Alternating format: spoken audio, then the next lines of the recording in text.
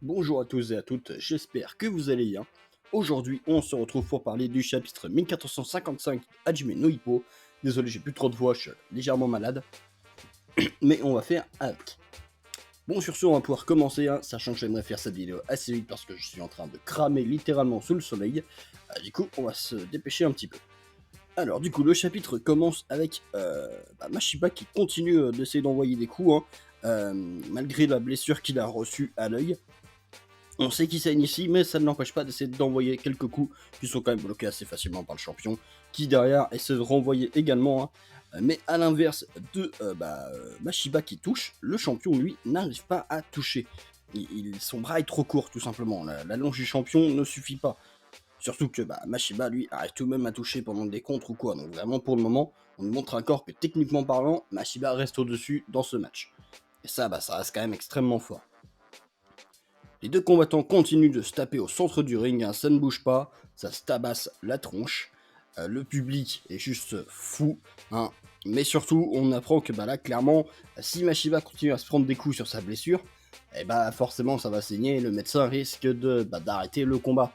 C'est le genre de risque qu'on voit quand même assez régulièrement pour un match pour le titre mondial, hein. On l'avait eu pour Takamura aussi finalement. Donc voilà, c'est le genre de choses qui nous arrivent quand même assez régulièrement, on va dire. Même Hippo avait déjà dû l'avoir à plusieurs reprises, hein, de mémoire. Donc voilà, c'est quelque chose qu'on a déjà vu plusieurs fois.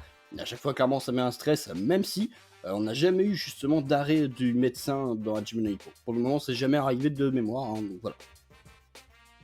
On a donc un Marcus Rosario, hein, qui, avec son sourire, fonce sur Mashiba, tente évidemment de toucher sa blessure, hein. Il tente vraiment tout ce qu'il peut pour taper dedans. Il arrive à bousculer la garde de Mashiba tout de même avec sa puissance.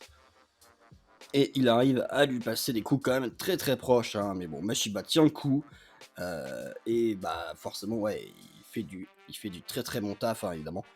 On a Sendo qui dit que, bon, ok, il vise la blessure, c'est logique, mais globalement, c'est pas très fair-play, hein. Bon, pas très fair-play, bon, c'est de la boxe, ça fait partie des règles, hein, en soi. Donc, là, sur ce coup-là, on peut pas vraiment reprocher quoi que ce soit à Marcus Rosario. Il est dans son droit le plus total, hein, d'essayer de viser la blessure de son adversaire pour l'emporter. Marcus Rosario, c'est un combattant voilà, qui veut l'emporter tout simplement. Donc voilà. Même Takamura, hein, il n'hésitait pas à toucher la blessure sur l'adversaire, hein. Vraiment, il n'en avait rien à faire, ça fait partie des règles et il s'en sert, tout simplement. Donc voilà. Il n'y a rien à lui reprocher sur ce coup-là. Malgré tout, Mashiba parvient tout de même à esquiver les coups, on va dire, hein. On voit qu'il gère encore assez bien le ring, hein, là où le champion force toujours en ligne droite, mais globalement ne touche que très très peu.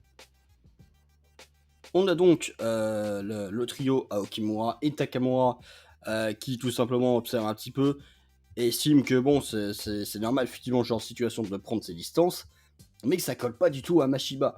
Effectivement, on a un Mashiba qui d'habitude dans le genre de cas, il foncerait en ligne droite aussi également, et ça touche où ça touche. Donc voilà. Mais on a Takamura qui va répondre, hein, que ce n'est pas comme avant. Là, c'est pas un adversaire de seconde zone du niveau national. C'est un match pour le titre mondial. Si Mashiba il va un peu en mode random sans plan, et on va voir ce qui se passe, il va se faire dégommer en 2 secondes. Donc il est obligé d'utiliser un aspect plus stratégique. C'est un champion du monde en face quand même. Ok, il a triché pour obtenir son titre, mais ça reste un champion du monde. Et on a vu de toute manière qu'il méritait de l'être, hein, vu les compétences qu'il possède. Donc voilà. On a Mashiba qui continue de se faire enchaîner, hein, mais surtout on voit très bien que Mashiba ne voit plus que d'un seul œil à l'heure actuelle. Et le champion en profite, il est toujours dans son angle mort, et il cherche réellement à le fracasser de ce côté-là. Et pour le moment, Mashiba n'a pas vraiment de solution contre ça. En même temps, c'est pas facile de combattre avec un angle mort, hein. On a déjà vu Hippo le faire au début du manga, et globalement, bon, il arrivait plus par chance au début qu'autre chose. Donc voilà, c'est pas quelque chose qui se fait très facilement. On a finalement Mashiba qui se prend un croche-patte, hein, et qui se fait envoyer dans le coin, le pire endroit où il pouvait être, hein. Il se fait fracasser dans tous les sens, hein, vraiment. Le champion veut le terminer. On pourrait presque penser que ça se terminerait par KO maintenant, hein, en sens que l'arbitre interviendrait en disant c'est bon, c'est fini, tu peux rien faire. Mais non, non, hein, Mashiba tient le coup. Mais il y a un autre truc qui tient pas le coup, c'est son mental.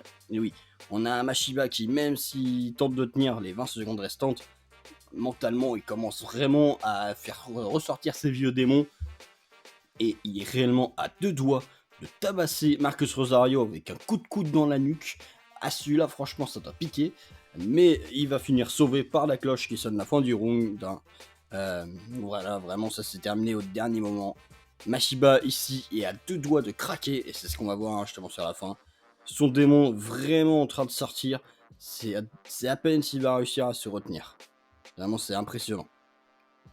On a finalement les coachs de Mashiba qui arrivent, hein, qui se mettent évidemment à le soigner, etc. Qui l'encouragent. Ça, on connaît, hein, leur rôle de soigneur, ils sont là pour le coup. Ils savent pas coacher, mais ils sont là pour soigner, ça par contre, c'est bon. Donc voilà. Mais le coach de Mashiba va tout de suite se rendre compte qu'il y a un truc qui cloche. Il va tout de suite voir que son combattant, là, il est en train de péter une pile. Ce qui n'est pas étonnant en même temps, hein. Vraiment, là, Mashiba, il se prend des fautes de tous les côtés. Et clairement, ça va commencer à bien l'énerver. Et on a donc une dernière page avec un Mashiba recourbé, avec son démon vraiment en train de sortir. Et pour moi, cette dernière page veut dire quand même beaucoup de choses. À mon avis, dans le prochain chapitre, hein, puisque le chapitre s'est terminé sur ça évidemment, je pense que Mashiba va commencer à faire des fautes. Peut-être pas longtemps, mais je pense qu'il va en faire une ou deux. Dans le sens où déjà, comme on le sait, un vrai boxeur, ça se tient droit. Il y a que voilà, les boxeurs fatigués, etc., qui se tiennent de cette façon-là, comme on avait pu voir à l'époque avec Brian Hawk. C'est Takamura qui nous avait dit que ouais, même fatigué, un boxeur, ça se tient droit. Mais là, c'est pas du tout le cas de Mashiba. Il est complètement dos recourbé. C'est vraiment, on a vraiment l'impression de voir une sorte de monstre ici. Donc voilà. Et surtout, on voit clairement qu'il a du mal à contenir son monstre. Là, il est clairement en train de penser à qu'est-ce qu'il va lui faire subir au prochain round. Mais bon, à mon avis, Mashiba va commencer à faire un petit peu de la merde au prochain round.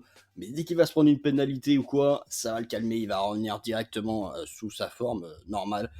Et peut-être même que ça va réussir à le transcender en quelque sorte. Hein, qu'il va découvrir un peu une nouvelle facette de lui finalement. Hein. Vraiment, il va presque, même je pense, être surpris du fait qu'il arrive à garder le contrôle après. Mais bon.